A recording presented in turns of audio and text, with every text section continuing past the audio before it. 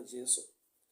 But Mark 2 verse 6 yati, when Jesus saw their faith. Kureva kuti kutenda kunooneka, kutenda kunobatika kuri tangible. Why? Nokuti zvaunotenda zvinokulead into action. Kutenda hakugumire mupfungwa kana mumwoyo, but kunosvika pakuti you exercise your faith.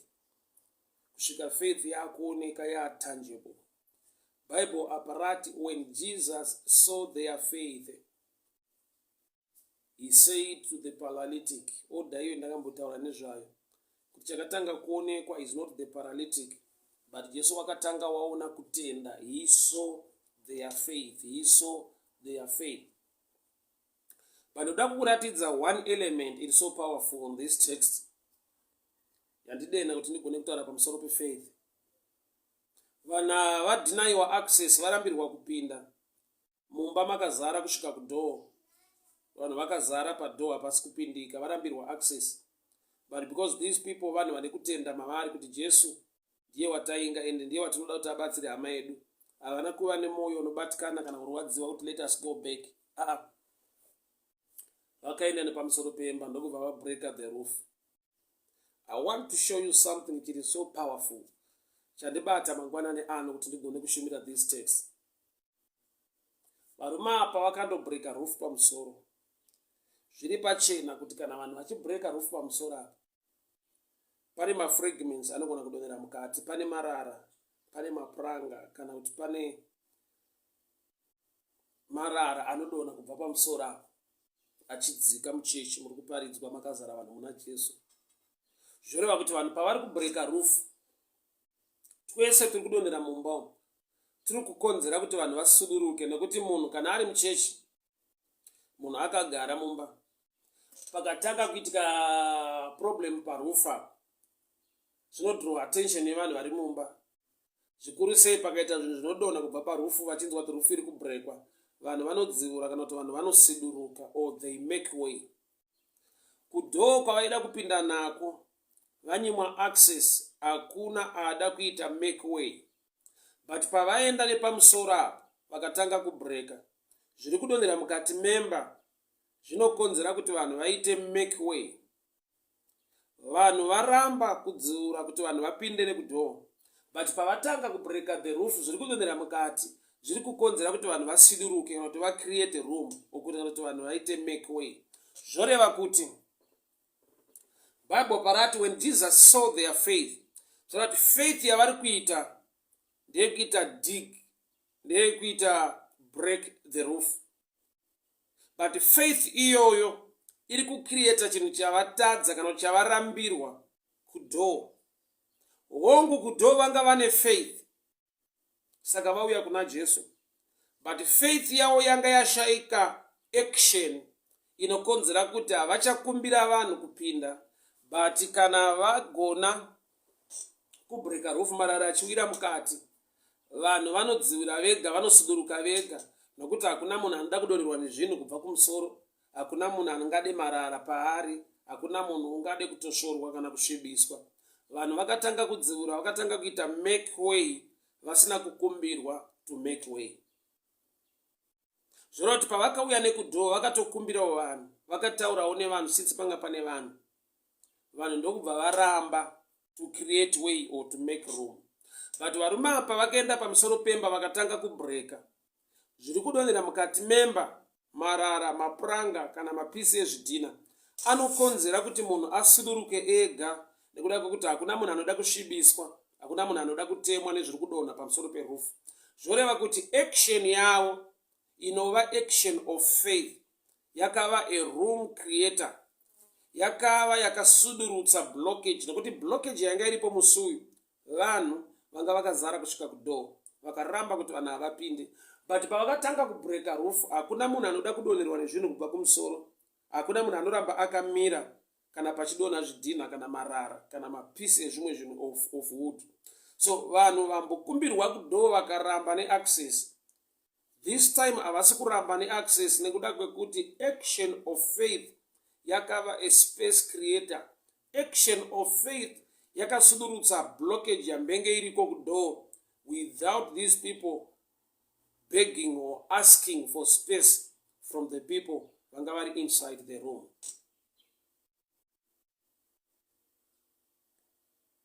People of God, hear me very well. Bible parati, when Jesus saw their faith, faith iri kurehwa pano iri tangible, inobatika, inooneka. They were digging the roof. They were breaking the roof. But iyoyo faith inoita kuti vaonekwe, ndiyo faith yavacreatera room, yavacreatera space. Pavatanga kuuya in a normal way, vachiuya nekudoor, vadinayiwa access nevanhu variko.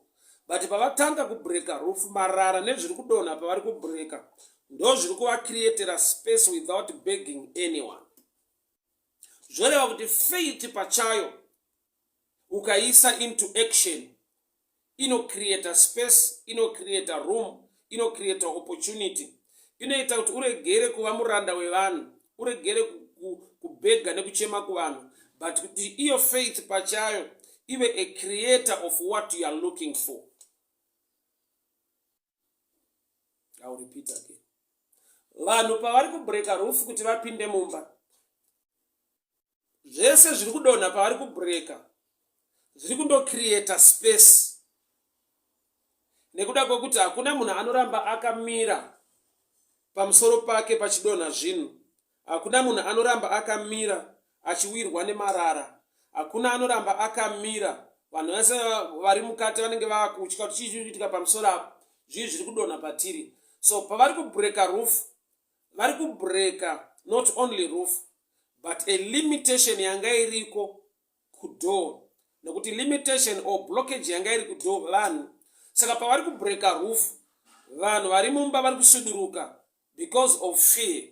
Vanhu vari mumba vari kusuduruka nekuda kwekuti vanotya kuti tichawirwa neroof, tichadonherwa zvinhu zviri pamusoro apo.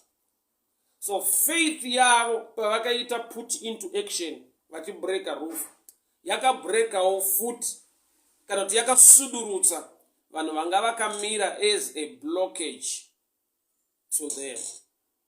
So pane nguva yekuti une zvawatsvaka, zvawachema ukademba, yet there are people standing in your way, vanhu vakamira munzira yako, vanhu vakamira pazvinhu zvako. I've come to challenge you this morning with this message. Put faith into action. Faith ikava mu action, inonoadresa, inonodhila nevakamira munzvimbo yezvinhu zveupenyu hwako, vanosuduruka. Kudo kwaida a polite way, kudo kwaida nzira yekunegotiate, of which havana kuva successful pakunegotiate. Zvichida vaitombera vachikumbira kuti hama dzangu tidzivirirei tipinde, tine hama yedu iri kurwara, toda kumbosvitsa hama yedu kuna Jesu mukati umu. Panga pakazara vanhu. The polite way haina kushanda. The decent way or the normal way haina kushanda muupenyu hwavo. Asi havana kuora moyo, vakaenda nepamusoro perufu. Imba yandikutaura nezvayo ndiwe. Pamusoro perufu, cooperator above the level ye common sense. Why? Nokuti dai vaiflowa mu dimension ye common sense, breaking somebody's house is a criminal act. Kunopaza imba yemunhu imhosva. Kunobreaka roof yemba yemunhu imhosva. So this time havasi cooperator mu natural dimension yekungorizena. They are now operating above the normal way. So vakaenda pamusoro pemba. Varipo vakaziva chinhu one. This time, because we are operating in the dimension of faith, hatidi kuombera kana kukumbira vanhu kuti dziurai, vhurai gap. Tikangotanga kubreaka roof, marara iwaya achacreate space. Pane zvandiri kunzwa panapo. Let me explain. Pavari kubreaka roof, marara ese ari kuira mukati anokonzera kuti vanhu vadziure, vasuduruke, pacreate space. But marara hachisi chinhu chaungade muupenyu. Marara hachisi chinhu chatingati chingakuitire zvimwe zvinhu zvakanaka muupenyu. But marara ari kukonzerwa nevanhu vanotenda, ari kucreate room, space yekuti upenyu hwomwe munhu huendeke. Ndiri kuti kudii mangwanani ano? There are times yekuti zvaunobata handi zvinhu zvingatarisirwa to create space, opportunity, blessing and favor muupenyu hwako, nokuti zvinhu zvidiki zvakashoreka zvaunoita. Kune vamwe vanhu vachizvitarisa anenge marara, harisi basa rinoshamisa kwazvo, hakusi kuita kwokuti vanhu vangakuti ane business proposal or business project yakakura. Kune vamwe vanhu vachizvitarisa vanoti zvinhu zvemunhu wasina kufundawo, asina kurongeka, zvaari kungoitawo zvidiki, hazvina nebasa rese. But I've come to realize, put faith on it. Marara ndo akakonzera kuti mumba mucreate space, nokuti munhu hakuna munhu anoda marara. So pavari kubreaka roof vari kukonzera marara, but marara iwayo ndo ari kucreata room, ndo ari kusudurutsa vanhu vanga vari blockage kubva kudoor. Ndiri kuti kudii mangwanani ano? Pane zvinhu zvaunobata muupenyu zvokuti vamwe vanhu vakazvitarisa, kana iwe muridzi ukazvitarisa anengewo marara. Kana ndichiti marara, zvinhu zvisina much value, zvisina kana nebasa rese zvaungayemura ukada, zvakuti ukatarisa ungati with this business ndinosimuka, with this project ndinogona kuita zvinhu zvikuru. Kana ukawakangoitawo chingoti to sustain my life, kekuti ndinoda kungoti ndingoraramawo ndiwanewo kudya, ndiwanewo pekurara, kana ukadiki kauri kuita. But I've come to tell you this, in this season, in this year, marara ngaakucreate room. Zvisina basa ngazvicreate basa, zvakashoreka ngazviite kuti usimudzirwe, zvinotarisirwa pasi ngazvikusvitse pamusoro. Marara akabatsira pavari kubreaka roof, mafragments ese ari kudonha, ari kukonzera vanhu kusuduruka, kwakucreata space kana kuti room for this man and paralyzed, ndokubva adzikiswa, kwakutoporeswa. Chacreata room kwaari handi zvinhu zvinoshamisira, but zvinhu zvaitwa nekutenda. When Jesus saw their faith, faith iri kuaplayiwa pakubreaka roof, iri kukonzera marara rezvinodonha mukati memba, zvokuti vanhu vese vakadziura vakacreata space, vakasiya space pamarara. Zvakati murume uyu paakadzikiswa pana Jesu, akasvikotsika kwete pafloor yemba, but akandoiswa pamusoro pemarara. Ndauya kuzoprofita muupenyu hwomwe munhu mangwanani anhasi.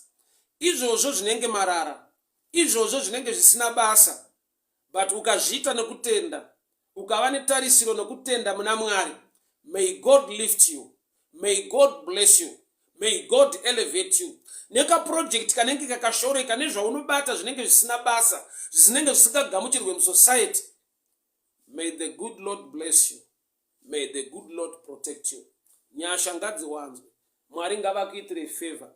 Iwaya madomasi aunotengesa, iyoyo airtime yaunotengesa, iroro dovi raunotengesa, iyoyo project inenge diki, zvinenge zvishoma zvaunoita, Mwari ngavakuwanire nyasha. Pamarara iwayo, pamarara iwayo, ngave a room creator. Marara iwayo ngaacreate space. Marara iwayo ngaasudurutse vanhu vanga vachikuresista for a long time. They began to break the roof. So zvese zvaidonha zvaisudurutsa vanhu. Hakuna anoda marara, hakuna anoda kudererwa nezvinhu zvichibva kumusoro kuvanhu vese vanenge vane fiye vachitya.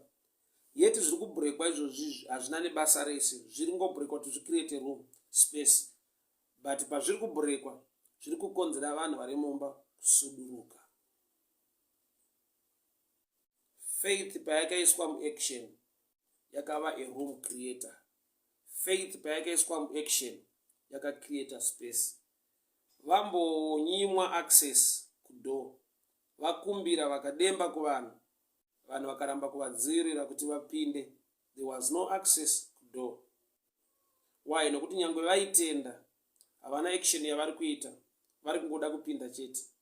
But pavakaenda nepamusoro peroof vakatanga kubreaka action yefaith, yakakonzera kuti wese ari mumba zvimudraw attention, wese ari mumba atarise kudenga, wese ari mumba akagonzwa kuti pamusoro peroof paakamira pane zviri kudonha, anotya kuwirwa nezvinhu nemarara,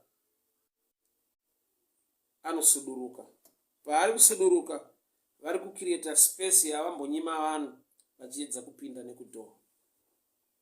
Action, faith, kutenda kukaiswa muaction kunocreata space, kunocreata room, kunokubatsira kuti zvawambenge uchikumbira nekurambirwa uri kudoor. Faith pachayo create that room, that space. Why? Because without faith, you can't please God. And automatically, when you please Him, blessings will flow into your life.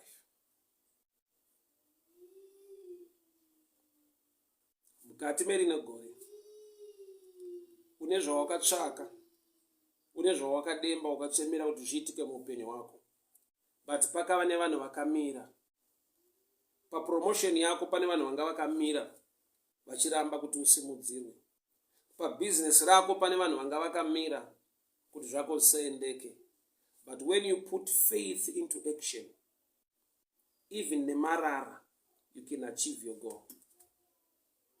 Even nema fragments ari kudonha paroof, the piece of stick or piece of wood, piece of bricks, zviri kudonha izvozvo zvisina nebasa rese, zviri kuita basa rakakura. May God bless you to an extent yekuti pazvishoma zvaunobata you achieve greater results. May God bless you to an extent yekuti pazvidiki zvaunobata unosangana nemaresults akakura. Vakabreka roof, marara akadonha. Marara iwayo akakonzera kuti vanhu vasuduruke. Zvavatadza kuwana access nekudoor, vakuwaniswa access nemarara ari kudonha pavari kubreka roof. Vanhu vari kusuduruka, havadi tsvina, havadi marara. By doing so, vari kucreata space yekuti murume agone kudzikiswa asvike pana Jesu. Vhangeri randaya naro mangwanani ano nderekutenda. Zvikuru sei pazvidiki zvaunobata, pazvishoma zvaunoita, kudenga kuna Mwari une nyasha, unogona kukurwira nekukugonesa. Action yefaith inoita kuti Mwari vaadrese nyaya dzako. When Jesus saw their faith, he said to the paralytic, Mwari ngavataure pamusoro pebasa rako. Mwari ngavataure nyasha pamusoro pemhuri yako. Mwari ngavataure favor pamusoro pezvaunobata. Mwari ngavataure nyasha pamusoro pewanano yako. Mwari ngavataure nyasha pamusoro peutano hwako. Mwari ngavataure blessing nefavor. Every area iri paralyzed mulife mako ngaigamuchire simba. When he saw their faith. Chaakuita kuti Jesu agone kuona varume is the opening yavacreata pamusora. So the opening yavakacreata yakaita kuti one vagone kuonekwa. Number 2, naivo vagone kuona pana Jesu. Number 3, zvadonha zvese zvacreata space room. Zvavambengi vachirambirwa kunzi hamupinde. Pavangoisa faith into action, havana munhu wavakumbira kuti taakuda kupinda. But when they made an opening, zvese zvavakabreka zvichiwira pasi zvichidonha mumba. Ndo zvakava in area yavakaita lay the men down in the presence of Jesus. Murume ndokubva aporeswa. People of God, hear me very well. Muupenyu tine zvatunoita zvakasiyana siyana. Kune vane maprojects akakura, kune vanoitawo zvidiki. But hepano pane nyaya. Mix whatever you do with faith. Isa kutenda pane zvaunobata. Isa kutenda nyangwe pane zvidiki zvaunoita. Mwari unokonzera kuti marara create a platform for you. Mwari unokonzera kuti marara chaiwo create a room or space for you. Mwari unokonzera kuti marara akubvisire vanhu. Zvoreva kuti marara akabvisa vanhu vanga vakamira mumweya. Pakava nespace. Zvaunobata ngazviropafadzwe. Mhuri yako ngaichengetwe. Mix everything what you do. Sanganisa chese chaunoita nekutenda. Uone kuti kana watenda muna Mwari, pazvishoma zvaunoita nezvaunobata, Mwari vanocreate a room or space inoita kuti ugone kuachieva. Bhaibheri rinoti murume wakaporeswa in full view of the people. Vambenge vachiti haupinde, they can still create space when you start to operate in the dimensions of faith. rega kuora mwoyo kuti vanhu varamba, vanhu havasi kuda, vanhu havasi kundifarira, havasi kundigamuchira. Have faith in God. Put faith into action, and you enjoy the result of the blessing. Hama dzangu, Mwari vakuitire nyasha zvikuru, Mwari vakuropafadzei, Mwari vakuchengetei. Faith ikaiswa muaction, ndaona waachievha nekugamuchira zvinhu muupenyu. Zvairambwa nevanhu zvavanga vasingade kuti ugone kusimudzirwa kana kubata. Have faith in God. Baba, ndinonamata, ndinotaura nyasha nekubata kwenyu kunoshamisa muupenyu hwavana venyu, zvavanobata nekuronga muupenyu zviendeke. Every blockage, every access yavakarambirwa mukuronga nekubata kwevanhu, ndataura Mwari kuti mutsai mweya uye nesimba rekuti tibate nekutenda, tipeiwo nyasha, so we can put faith into action. Iko kutenda kuti create room and space for blessing and favor. Takupai mbiri nekuremekedzai mangwanani ano, nokuti mutsvene, makanaka, makatendeka, muzita raJesu Kristu eNazareta. Amen and amen.